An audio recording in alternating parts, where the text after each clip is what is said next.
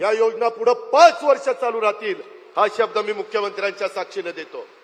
मी शब्दाचा पक्का आहे। हा अजित पवारचा वाद आहे, मी खोटं बोलणार नाही।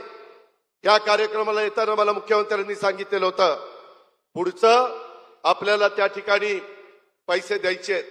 काल मी 4600 कोटीच्या चेकवर सही करून आलोय। सातत्याने दर महिन्याला तुम्हाला हे पैसे मिळणार आहेत। उद्याच्याला भाऊबीजेला पण ते पैसे मिळणार आहेत। तुम्ही काळजी करू नका, तुम्ही विरोधकांच्या भूलथाप्याला बळी पडू नका।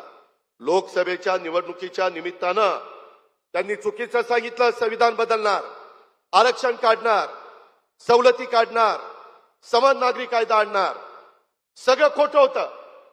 परंतु काहींनी विश्वास ठेवला आणि त्याची जबरदस्त किंमत आम्हाला मोजावी लागली। तो तुमचा अधिकार आहे, मी त्याच्याबद्दल काही बोलणार नाही।